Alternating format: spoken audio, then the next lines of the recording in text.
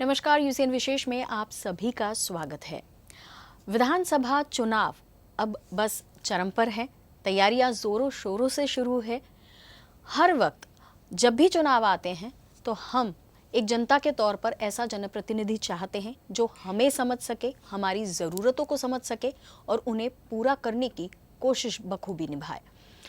ऐसे ही एक जनप्रतिनिधि है श्री नरेंद्र जिचकार जी, जो कि आज हमारे स्टूडियो में हमारे साथ हैं। वेस्ट नागपुर से नरेंद्र जी जो है वो कार्य कई सालों से पहले से ही करते आ रहे हैं। आइए उनसे बातचीत करते हैं और जानते हैं कि उनका जो जनता के साथ संवाद रहा, जो अभी तक उनका जो कार्य रहा जनता के बीच में, कैसा अनुभव है उनका। सर नमस्कार। नमस्कार और बहुत स्वागत है आपका इस कार्यक्रम में। बहुत बहुत धन्यवाद। बात तो हम कर रहे हैं शुरुआत में कि विधानसभा चुनाव चरम पर है, बट सबसे पहले मैं आपसे कहना चाहूँगी, हम आपको जो जानते हैं वो है आपका समाज कार्य। पिछले 20-25 सालों से आप जो जनता के बीच में रहे हैं, वो आपका सारा जो कार्य है उसके लिए आप जाने जाते हैं। तो हम आपको एक सामाजिक कार्यकर्ता के तौर पर जानते हैं और अब सुनने में आ रहा है कि आप पॉलिटिक्स की तरफ भी आ रहे हैं। तो ये इतना बदलाव जो है उसकी ज़रूरत क्यों महसूस हुई और क्या कारण है इस बदलाव के पीछे? 2002 में मेरे भैया किशोर जिचकार मोहन नगर, गड्डी गोदाम, खलासी लाइन और सिविल लाइन्स ऐसा एक प्रभाग था, उसमें नगर सेवक बने। और पहली बार सिविल लाइन में रहने जैसा मेरा रहने वाला मैं एक कार्यकर्ता, स्लम का जीवन क्या रहता है ये मैंने देखा और महसूस किया। स्लम में स्वास्थ्य के, एजुकेशन के और एम्प्लॉयमेंट के बहुत बड़े इशू है। और तभी से मेरे समाज कार्य का जो मेरा सफ़र है वो शुरू हुआ। 2002 में मैंने पहली बार एक हेल्थ कैंप लिया, जो कि आज 7 जुलाई 2024 को 551वां हमने हेल्थ कैंप किया। पहले मैं महीने में एक कैंप करता था, जिसमें निशुल्क आई चेकअप होता है, जिसमें निशुल्क मोतियाबिंदु के ऑपरेशन होते हैं। कुछ गरजू गरीब लोगों को हम चश्मे वाटप भी निशुल्क करते हैं और पूरा फिजिकल चेकअप उनका होता है। अभी तो ईसीजी और डेंटल का भी हमने शुरू किया। तो पहले जो एक महीने में जो कैंप होता था, अभी मैं हफ्ते में एक हेल्थ कैंप करता हूँ और हज़ारों लाखों मरीजों को उसका फ़ायदा हो रहा है। अब मैंने 93 में मेरी कंपनी शुरू की। आज के तारीख में मेरे अलग अलग जो व्यवसाय, मैं डेवलपर भी हूँ, मेरे कुछ रोड्स के भी काम है, मेरे एक कॉन्ट्रैक्टिंग के भी काम है, रीडिंग के काम है। अभी मैं अमेज़ॉन और फ्लिपकार्ट का डिलीवरी का भी मैंने काम लिया हूँ। लोग जो व्यापारी है वो प्रॉफिट देख के बिज़नेस चूज़ करते हैं, पर मेरा जो अप्रोच रहता है कि कोई भी बिज़नेस मैं जब करता हूँ तो उसमें देखता हूँ कितने युवकों को उसमें रोज़गार मिलेगा। आज तकरीबन मेरे यहाँ 580-82 लोग काम कर रहे हैं और आज के तारीख में भी महीने में तो पर्सनल कैपेसिटी में मैं कितने लोगों को रोज़गार दे पाऊँगा। मैं नए नए बिज़नेस में करता हूँ जिसमें खास करके युवक उसमें उनको रोज़गार मिले, और उसी तहत मैंने ये रोज़गार मेळावा आयोजित किया था, जिसमें कम से कम 400 से 500 लोगों को उसमें रोज़गार मिला। और मेरा जो टारगेट है आने वाले 2-3 साल में करीब 5000 लोगों को, युवकों को रोज़गार देने का मेरा एक मानस है। वो दिशा में मेरा काम चल रहा है। और जब ये समाज सेवा करते करते इतने साल में जब ऐसा महसूस हुआ कि इलेक्टोरल पॉलिटिक्स में जाना ज़रूरी है, क्योंकि पर्सनल कैपेसिटी में आप कितने लोगों का काम कर सकते हैं। आप स्वास्थ्य में काम करना है, आपको एजुकेशन में काम करना है, आपको रोज़गार निर्मित में काम करना है। कोई पद पे आते हैं तो अच्छे ताकत से हम लोग काम कर सकते हैं, पॉलिसीज़ में हम काम कर सकते हैं, हेल्थ पॉलिसी में काम कर सकते हैं, एजुकेशन पॉलिसी में हम लोग काम कर सकते हैं, एम्प्लॉयमेंट पे हम ऐसे कुछ उद्योग ला सकते हैं जिसमें एक साथ एक कंपनी में 4 से 5 हज़ार लोग रहे। तो अपना जो सोशल वर्क है, अपना जो उद्देश्य है, वो पॉलिटिक्स में पद में आने के बाद ज़्यादा ताकत से ज़्यादा इफेक्टिवली कर सकते। इसलिए मैंने 2018 में मैंने मेरे पार्टी को मैं टिकट मांगा था वेस्ट नागपुर से, और अभी 2024 में फिर से मैं मेरा आवेदन मेरे पार्टी की तरफ दूंगा और मैं चुनाव लड़ने के लिए इच्छुक हूँ।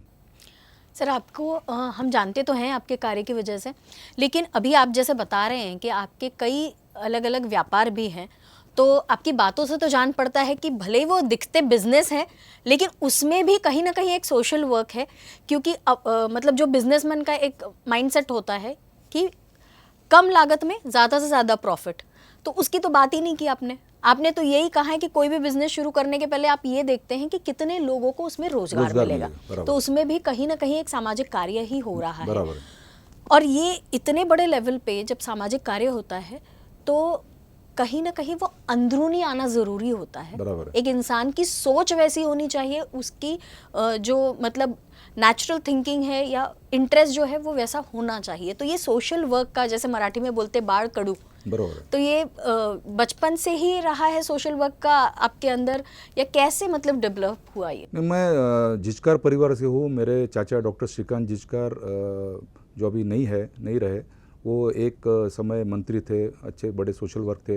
मेरे सबसे बड़े चाचा दामोदर जिचकार, ये पहली जो अपनी जिला परिषद उसके मेंबर थे। मेरे भाई किशोर जिचकार नगर सेवक थे, अभी तो 2.5 साल से कॉरपोरेशन में एडमिनिस्ट्रेटर बैठा है। तो बचपन से ही सोशल वर्क का जो पढ़ाई होती है वो घर से ही होती है। इसीलिए कैसा है कि मेरे जैसा इंजीनियरिंग किया हुआ, MBA किया हुआ जो खास करके बिजनेस कर रहा है, ज़्यादातर ये लोग अपना जो जीवन है पैसा कमा के अपने फैमिली पे खर्चा करते हैं।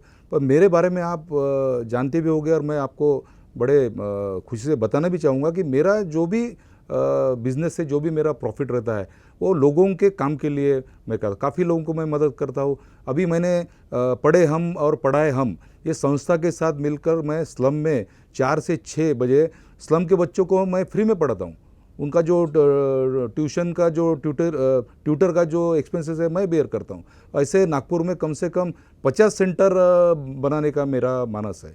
आज स्लम में जो परिस्थिति है ये बहुत विकट है। स्लम के लोगों का रहना ये काफ़ी चैलेंजिंग है। बच्चे पढ़ नहीं पाते, जब बच्चे पढ़ते नहीं तो वो अलग लाइन में चले जाते हैं। तो बच्चों को, स्लम के बच्चों को पढ़ाने के लिए मैं मेरा टाइम देता हूँ। मेरे साथ के जो मेरे दोस्त हैं ज़्यादातर आपको रेस्टोरेंट में मिलेंगे, क्लब में मिलेंगे, मैं भी जाता हूँ, नहीं ऐसा नहीं, पर ज़्यादा मेरा जो टाइम है वो स्लम में जाता है, लोगों में जाता है। और ये आज से नहीं, करीब 20 से 22 साल से मैं ये निरंतर मैं काम कर रहा हूँ। सर, इतने साल जब कोई बिजनेस करता है या कुछ है, जैसे आपने कहा वैसा ही होता है कि हम अपना जो एक स्टैंडर्ड ऑफ लिविंग है उसको बढ़ाने की कोशिश करते हैं, और एक स्टैंडर्ड ऑफ लिविंग जो हमारी इच्छा है वहाँ तक पहुँचने के बाद में फिर नीचे कोई मुड़कर देखता ही नहीं है। ये एक सामान्य सोच है और ऐसा देखा गया है। लेकिन जैसा आप बता रहे हैं कि आप पूरा टाइम ज़्यादातर जो है वो स्लम में जाते हैं, और आपकी जो यात्रा सुप्रसिद्ध जन आशीर्वाद यात्रा, नाम ही उसका ऐसा है कि जन आशीर्वाद है, तो उसके बारे में भी आपसे जानना चाहेंगे कि वो जन आशीर्वाद यात्रा में हमने देखा आप घर घर जा रहे थे, तो जाहिर है हर तबके के लोगों के पास आप गए होंगे, उनसे मुलाकात की होगी, तो कैसा अनुभव रहा ये? मेरे लिए ये एक टर्निंग पॉइंट रहा मेरे पॉलिटिकल करियर में, क्योंकि एक पॉलिटिकल कंट्रोवर्सी के तहत मेरे जैसा कार्यकर्ता जिसने डिजिटल मेंबरशिप में 22,000 एक रिकॉर्ड मेंबरशिप किया, 22,000 परिवार को मैंने कांग्रेस के साथ जोड़ा, क्योंकि मैं किसी को पॉलिटिकल प्रतिस्पर्धी नहीं भाता, इसलिए मुझे षड्यंत्र करके मेरे पे अटैक करके मेरे को पार्टी से बाहर किया। और मेरे पास तब ये ऑप्शन था कि मैं डिमोरलाइज होकर घर पे बैठ जाऊँ, अपने बिजनेस में लग जाऊँ, पर मैंने एक संघर्ष जिसमें ज़्यादा मेरे को हुआ, मेरे को मेहनत ज़्यादा हुई, ऐसे मैंने एक जन आशीर्वाद यात्रा का मैंने ऐलान किया। और 15 जनवरी से लेकर 15 फरवरी तक पश्चिम नागपुर के मैं करीब 70% घरों में हाउस टू हाउस गया। सिर्फ आशीर्वाद लेने के लिए नहीं गया, तो वहाँ पे लोगों की जो समस्या है, खास करके गटर की समस्या है, सफाई की समस्या है, लाइट की समस्या है, नाले सफाई की समस्या है, बेरोजगारी की समस्या है, तो इनके मैं जो प्रॉब्लम्स है वो नोट करके वो समस्या का भी मैं निराकरण किया। मैं घर घर गया, काफ़ी जगह मैंने नाले सफाई के काम किए, गटर चौकअप के काम किए। कई बच्चों को मैंने, करीब 40 से 50 बच्चे मेरे ये जन आशीर्वाद यात्रा के माध्यम में मैंने मेरे कंपनी में उनको रोज़गार दिया। तो कहने का मतलब पहली बार ऐसा लगा कि हमारे जो प्रतिनिधि है, जो लोगों को, जनता को जो अपेक्षित काम हो तो करते ही नहीं। लोक प्रतिनिधि को जिसमें फ़ायदा होता है ऐसे काम, खास करके सीमेंट रोड हो गया, पेवर ब्लॉक हो गया, जिसमें प्रतिनिधि को फ़ायदा है। लोगों की जो डिमांड है, खास करके बस्तियों में जो लोग रहते, झोपड़पट्टियों में जो लोग रहते, जो लोअर मिडिल क्लास लोग हैं, उनकी जो समस्या है वो कोई भी वो जो जनप्रतिनिधि उनके तक पहुंचता नहीं। और मैंने ये ठहराया है हर साल एक बार कम से कम लोगों के यहाँ जाके उनके घर तक जाऊंगा।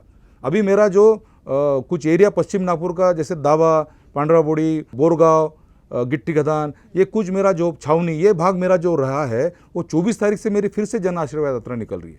फिर से मैं जो बचे हुए घरों में घर घर में जाने वाला हूँ, उनकी समस्या समझ रहा हूँ, क्योंकि 2.5 साल से यहाँ पे नगर सेवक नहीं है।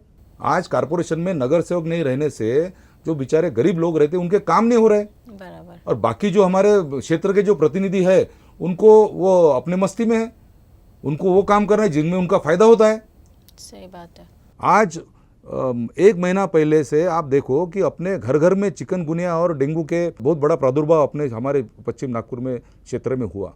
तो किसी ने वहाँ पे काम किया, मैंने अपने खर्चे से एक मशीन खरीद के पूरे क्षेत्र में मैंने उसको घुमाया, और घर घर में गली में फॉगिंग मशीन का जो इफेक्ट हुआ, आज काफ़ी लोग उस पे से डेंगू और चिकनगुनिया के प्रभाव से बच गए। सही बात तो है। कहने का मतलब मैं पद पे नहीं रहने के बाद भी मैं लोगों के लिए काम करता हूँ। मैं आपसे यही जानना चाहती हूँ, अभी आप जो अपने जन आशीर्वाद यात्रा की, या आप वैसे भी सोशल वर्क करते हैं, तो लोगों से आपका डायरेक्टली जुड़ना है, डायरेक्टली आप उनसे कांटेक्ट में रहते हैं, तो कहीं आपको ऐसा लगता है कि एक नागरिक के तौर पे भी हमारे जो लोग हैं सोसाइटी के, उन्होंने सजग रहना चाहिए कुछ चीज़ों के बारे में? तो ऐसी कौन सी बातें हैं जिसके लिए नागरिकों ने सजग रहना है? और अब जब आप जनप्रतिनिधि हैं और आप पॉलिटिक्स में भी अब आने वाले हैं, तो पॉलिटिशियंस या जो प्रतिनिधि हैं, उन्होंने किन चीज़ों पर फोकस करना चाहिए? ऐसा देखिए, ऐसा है, नागरिकों के बारे में मैं आपको बताऊंगा कि जनप्रतिनिधि, हम हमारे घर के बच्चे के लिए जब लड़का देखते तो उसकी इंक्वायरी करते। जब हम हमारे क्षेत्र का जब आमदार हम चुनते, जब नगर सेवक हम चुनते, हम उनको ऐसे ही वोट दे देते। आपने देखना चाहिए कि वो प्रतिनिधि का बैकग्राउंड क्या है, वो प्रतिनिधि कितना पढ़ा है, वो प्रतिनिधि का पॉलिटिक्स ज्वाइन करने का उद्देश्य क्या है। बहुतांश प्रतिनिधि का पॉलिटिक्स से बिजनेस है। आज नरेंद्र जिचकार का बिजनेस व्यवसाय अलग है, जिसमें पॉलिटिक्स नहीं होता है, और पॉलिटिक्स में बिजनेस नहीं होता है। आज मैं जन आशीर्वाद यात्रा के माध्यम से मुझे ये ज्ञात हुआ कि जब लोग जो चीज़ की डिमांड कर रहे हैं वो होती ही नहीं है। आप कर रहे सीमेंट रोड जिसमें पॉलिटिकल इकोनॉमी है, आप प्योर ब्लॉक, आप 10-10 लाख की फाइल बना के 10-10 पोस्टर्स लगा रहे। प्योर ब्लॉक और सीमेंट रोड ये टोटल आई वॉश है, और लोगों की भी इसमें गलती है। लोगों को ऐसा लगता है कि सीमेंट रोड बना दिया है, प्रतिनिधि ने बहुत अच्छा काम किया। पूरे सीमेंट रोड और ये प्योर ब्लॉक के कारण आप देख रहे हैं कि थोड़े से बारिश में घरों घरों में पानी गया। घरों घरों में पानी जाने के कारण वहाँ डेंगू और चिकनगुनिया के मच्छर पैदा हुए, और हर घर में पेशेंट था। तो लोगों को भी ये समझना चाहिए कि कौन से काम होना चाहिए। आज सबसे ज़्यादा काम करने की गरज है ड्रेनेज लाइन की। आप कितने बार गटर चौकअप आप क्लियर करेंगे? और गटर चौकअप जो होता है, वो ड्रेनेज लाइन जो है वो सालों साल 100 साल पुरानी है। पहले एक 5,000 स्क्वायर फीट का प्लॉट था जिसपे 5 लोग रहते थे, अब वहीं पे टावर बन गए, वहाँ 50 लोग रहते। ड्रेनेज लाइन तो वही है, और हमारे प्रतिनिधि ऊपर ऊपर काम कर रहे दिखावे के लिए। तो सही मामले में लोगों को भी ये समझना चाहिए, उसका बैकग्राउंड देखो, उसका बिजनेस क्या है। ज़्यादातर प्रतिनिधि का तो बिजनेस ही पॉलिटिक्स है। आज मैं मेरे 5 कंपनी बता सकता हूँ, मैंने आपको जैसे बताया 580 लोगों की मैं लिस्ट दे सकता हूँ जो मेरे यहाँ काम कर रहे हैं। इनके कौन से बिजनेस है? आपका कहना ये है कि चाहे नागरिक हो चाहे प्रतिनिधि हो, अपनी जिम्मेदारियों को समझकर अपनी जिम्मेदारी, जब अपने बच्चे के लिए लड़का देखने के लिए हम लोग इंक्वायरी करते हैं, तो वो प्रतिनिधि का भी क्या बैकग्राउंड है, कितने क्रिमिनल ऑफेंस उसके ऊपर है, उसकी पढ़ाई क्या है, उसका पॉलिटिक्स ज्वाइन करने का उद्देश्य क्या है, उसका परिवार और उसका जो पॉलिटिक्स चल रहा है वो पैसा कहाँ से आ रहा है। नागरिकों ने भी अपना जो प्रतिनिधि है सिर्फ पार्टी देख के नहीं, पार्टी देखना चाहिए, अपनी अपनी विचारधारा रहती है, पर वो कैंडिडेट भी देखना चाहिए जो आपके लिए काम कर रहा है, उसकी पढ़ाई क्या है, उसका अप्रोच क्या है, वो पॉलिटिक्स क्यों ज्वाइन कर रहा है। आज मेरा पॉलिटिक्स धंधा नहीं है, पर बहुतांश प्रतिनिधि का जो धंधा है वो पॉलिटिक्स है। पॉलिटिक्स से उनका पॉलिटिक्स चलता है, पॉलिटिक्स के पैसे से उनका घर चलता है। और नागरिकों ने आने वाले इलेक्शन में, आने वाले जो भी इलेक्शन, आप कैंडिडेट जो है उसका आप एजुकेशन देखो, उसका बैकग्राउंड देखो। मैं बार बार ये कहूँगा, क्योंकि क्या है कि प्रतिनिधि जो है वो नागरिकों को फॉलो करता। आज सीमेंट रोड बना के आप नागरिक वाह वाह करते, क्या बढ़िया काम किया। सीमेंट रोड की गरज ही नहीं है नागपुर में, ब्लैक कॉटन सॉइल है यहाँ पे। सीमेंट रोड एक तो महंगा पड़ता है, उसका मेंटेनेंस बराबर होता नहीं है, और सीमेंट रोड जो कर रहे उसकी मेथोडोलॉजी पूरी गलत है। नीचे का डामर के रोड का लेयर ही नहीं निकालते, डायरेक्ट उसी पे आप सीमेंट रोड का लेइंग कर रहे, तो पानी तो घर में और दुकान में घुसना ही है। तो आज नागरिकों को भी ये समझना चाहिए कि अपना, जैसे हम लोग हमारा जवाई जैसा ढूंढते वक्त हमारा पूरी किसी इंक्वायरी करते, अपना जनप्रतिनिधि ये बहुत काम का होता है, बराबर है। और वो किस तरह से काम कर रहा है। आज 20 साल पहले जिनके पास कुछ भी नहीं थी, आज मर्सिडीज में घूम रहे, आज बड़े बड़े बंगले हैं, कहाँ से पैसा आ रहा है? हर चीज के आज लिए जब मैंने फॉगिंग मशीन मैंने चलाया, किसी प्रतिनिधि को क्यों ऐसा लगा नहीं कि अपन ने 2-2.5 लाख की फॉगिंग मशीन लेना चाहिए? करोड़ों रुपए अपने बर्थडे पे खर्चा करते, 4-4, 5-5 करोड़ की पेपर में ऐड देते, पार्टियां देते लोग। यहाँ पे वो टाइम जब चिकनगुनिया से और डेंगू से जब बीमार थे, घर घर में पेशेंट था, ये लोग अपने बर्थडे पार्टी मना रहे थे। ऐसे कैसे प्रतिनिधि लोग देखते हैं? तो नागरिकों ने भी अपना जो प्रतिनिधि है उसके संस्कार कैसे है, उसका एजुकेशन कैसा है, उसका क्या कारण से उसने पॉलिटिक्स ज्वाइन किया है, ये सब समझना चाहिए। वो हिसाब से तो आगे इसका अपना मतलब हम प्रतिनिधि ये चुनना कह चाहिए। सकते हैं कि सबसे बड़ी जिम्मेदारी जो है वो नागरिकों की है। बिल्कुल है। उन्होंने आंखें बंद करके किसी पे भी विश्वास करने से पहले ये देखना है कि जिसे हम चुन रहे हैं वो कितने सही है, सही बात है ना? है। फिर उसके बाद जो है वो अपने अधिकारों की बात तो नागरिक कर ही सकते हैं। सही बात है। अगर प्रतिनिधि सही चुनेंगे तो शायद जरूरत ही ना पड़े किसी बात को बात करने की, वो काम भी सही होगा। आपने अभी हाल फिलहाल में रोजगार मेळावा भी आयोजित किया था सर, क्या उद्देश्य उसके पीछे, आपको क्या जरूरत महसूस हुई रोजगार मैं आपको मेळावा बताता हूँ, 45 साल में सबसे हाईएस्ट लेवल पे अपनी अनएम्प्लॉयमेंट है। आज मेरे यहाँ 580 लोगों को रोजगार देने के बाद भी महीने में 50 से 60 युवक मेरे यहाँ जॉब करने के लिए आते, खास करके इंजीनियरिंग के स्टूडेंट, खास करके डिप्लोमा इंजीनियर्स, खास करके आपके MBA। मैं मेरे पर्सनल लेवल पे कितने, मेरे कंपनी में कितने लोगों को मैं एडजस्ट करूंगा? आज आपको मैं बताता हूँ कि बेरोजगारी का कहर इस तरह है कि घर घर में बच्चे अनएम्प्लॉयमेंट है। तो हालांकि रोजगार देना ये सरकार का काम है, पर सरकार कहीं तो कम पड़ रही है। पर सरकार सिर्फ कम पड़ रही है, सरकार को दोष देते वक्त या देने के बजाय मेरे जैसा आदमी जब समाज में काम करता है तो मैंने ये सोचा कि कम से कम अपन आज कुछ कंपनियों में बात करके देखते, जो कंपनियों में एम्प्लॉय की गरज है, जैसे हल्दीराम है नागपुर का, बिग बास्केट को करीब 100-150 एम्प्लॉयज़ लग रहे थे, सीएट टायर्स है, महिंद्रा एंड महिंद्रा है, ऐसे बहुत सी जो कंपनियां नागपुर, हिंगना और बुटीबुरी के जो आसपास है, कुछ मैंने पुणे, मुंबई के भी कंपनीज को कांटेक्ट किया जिनको कैंडिडेट चाहिए, और हजारों कैंडिडेट हमारे क्षेत्र में है जिनको नौकरी चाहिए। तो उसका एक सम्मेलन मैंने रोजगार मेळावा 22 तारीख को किया था, जिसमें कम से कम 400-450 लोगों को उसमें रोजगार मिला, और कुछ वेटिंग में भी है। तो मेरे तरफ से एज ए सोशल वर्कर, खास करके जो मैं युवकों में काम करता हूँ, जैसे आपको बताया कि मेरा टारगेट है कि 2-3 साल में मैं कम से कम 4 से 5 हज़ार युवकों को रोजगार दूंगा या नहीं दूंगा। और ऐसे जो रोजगार मिला हुआ है 6-6 महीने में, जो कंपनी को एम्प्लॉयज़ की गरज है उनको मैं यहाँ लाऊंगा, और मेरे तरफ से पर्सनल लेवल में कोशिश करूँगा। सर, बहुत अच्छी सोच है आपकी, और कार्य तो है ही अच्छा। 20-22 साल से आप सिर्फ समाज कार्य किए जा रहे हैं।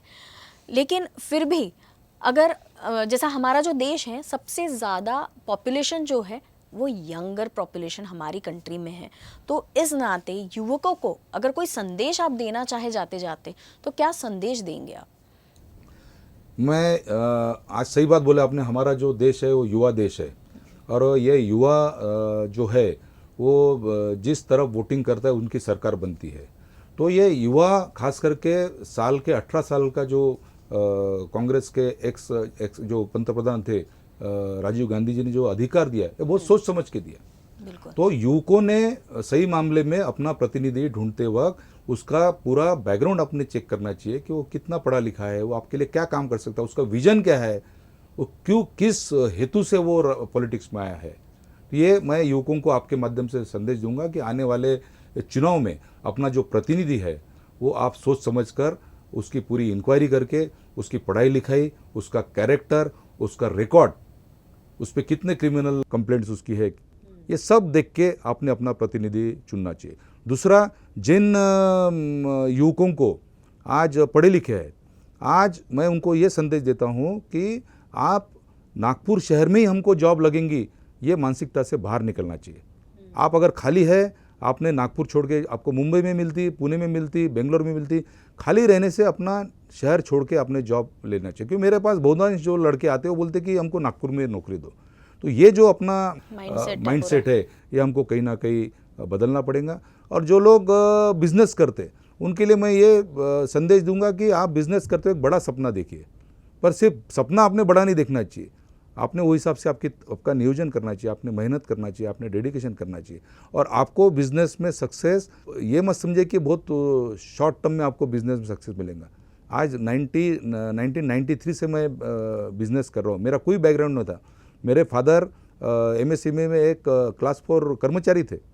मैंने इंजीनियरिंग किया, मेरे को पढ़ाया, उन्होंने MBA कराया, ये बहुत बड़ी बात हो गई। मेरा कोई बैकग्राउंड नहीं रहने के बाद 93 में मैंने जो बिज़नेस शुरू किया, आज मैं ये मुकाम पे मैं पहुंचा हूँ। तो आपको भी अगर बिज़नेस करना है तो आप ये मत सोचिए कि आगे वाला 1 साल में कैसा क्या इतना अमीर हो गया। आज आपको जो भी सक्सेस करना है वो मेहनत, आपकी डेडिकेशन, और ये अगर आप कोई भी बिज़नेस में करेंगे, आपके जो लाइकिंग का बिज़नेस आपने सिलेक्ट करना चाहिए, मेहनत करना चाहिए और फेलियर को नहीं डरना चाहिए कि मैं शुरू करूंगा तो मैं फेल हो जाऊंगा तो कैसे बिल्कुल नहीं। आज बहुत से ऐसे एग्जाम्पल है, बहुत से इंडस्ट्रियलिस्ट है, बहुत से बिजनेसमैन है, बहुत बार फेलियर होके फिर सक्सेस की तरफ गए। सही बात। तो यही मैं संदेश युवकों को दूंगा आपके माध्यम से। सर, आप एक जनप्रतिनिधि के तौर पे तो प्रसिद्ध हैं ही, कार्य आपने हमेशा ही किया है, लेकिन जो संदेश आपने दिया है हमारे यंगस्टर्स के लिए बहुत अच्छा है। और उम्मीद करती हूँ कि जैसे इतने साल आपने हमारे सोसाइटी की सेवा की है, वैसे ही अब जो नया पड़ाव आप पार करने वाले हैं वो भी उतना अच्छा, उतना सक्सेसफुल रहे। और थैंक यू सो मच, आप यहाँ आए और हमारे साथ बातचीत की। बहुत बहुत धन्यवाद। Thank you.